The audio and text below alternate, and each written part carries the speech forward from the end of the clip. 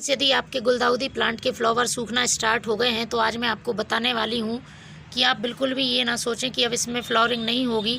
मैं कुछ आपको ऐसी काम बताऊंगी जो आपको गुलदाउदी पे करना है, और ऐसा फर्टिलाइज़र बताऊंगी कि जिससे डालने के साथ ही आपकी अभी गुलदाउदी में और भी फ्लावरिंग होगी और प्लांट भी अच्छी तरह से ग्रोथ करेगा।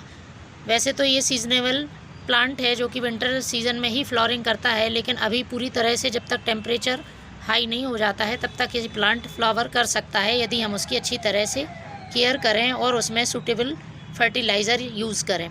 देखिए, मैंने पिछले हफ्ते कुछ इस गुलदाउदी पे जो काम मैं आपको बताने वाली हूँ वो मैंने किए थे, और इसमें दोबारा से नई ग्रोथ भी स्टार्ट हो गई और नए फ्लावर स्टार्ट हो गए हैं।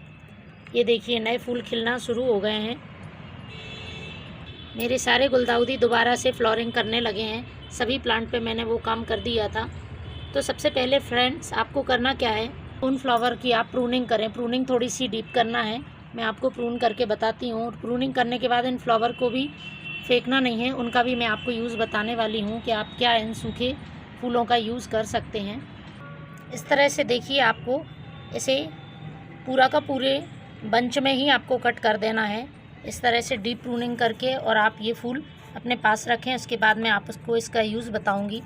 फ्रेंड्स, प्रूनिंग करने के बाद जहाँ जहाँ आपने प्रूनिंग कर दी है उसके बाद आपको अच्छी तरह से इस प्लांट को स्प्रे करना है। आप सादा पानी से स्प्रे कर सकते हैं, या फिर आप किसी इंसेक्टिसाइड का भी यूज़ कर सकते हैं। वो इसलिए कि अभी यदि इसमें किसी तरह के एफिड्स वगैरह लगे हुए हैं या कीड़े हैं तो वो आसानी से साफ़ हो जाएंगे इंसेक्टिसाइड से, और उसके बाद हमारा प्लांट जल्दी से ग्रोथ करने लगेगा और दूसरी बार फ्लावर देने के लिए तैयार हो जाएगा। तो इस तरह से आप इसको पहले प्लांट को पूरा साफ़ कर लें। पत्ते यदि आपके काले पड़ रहे हैं या पीले पड़ रहे हैं तो उन पत्तों को भी आपको हटा देना है।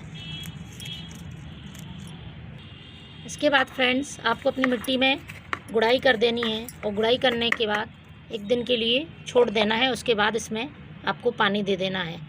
फिर आप एक हफ्ते बाद इसमें, जब प्लांट में थोड़ी सी ग्रोथ स्टार्ट हो, छोटी छोटी सी साइड से यहाँ से ग्रोथ जब आप प्रूनिंग कर देंगे, यदि आपके प्लांट के पूरे फ्लावर सूख गए हैं तो आप तो फिर उनको पूरी तरह से भी कट कर सकते हैं। अभी मेरे फ्लावर सूखे नहीं हैं, इसलिए मैंने थोड़ी थोड़ी सी प्रूनिंग करी है। तो उसके बाद आपको फिर एक हफ्ते बाद जो फर्टिलाइज़र देना है वो मैं बता रही हूँ। इस फर्टिलाइज़र को देने से आपका प्लांट बहुत ही अच्छी तरह से ग्रोथ करेगा, साथ ही इसमें फ्लावरिंग भी स्टार्ट हो जाएगी।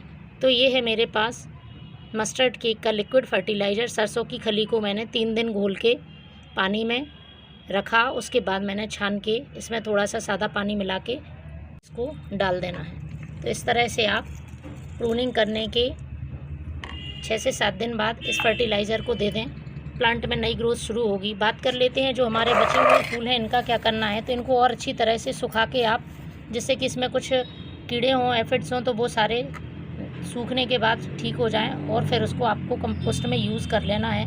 साथ ही यदि आपने डीप प्रूनिंग करी है तो उन टहनियों को भी आप नए प्लांट तैयार करने के लिए यूज़ कर सकते हैं। Thank you.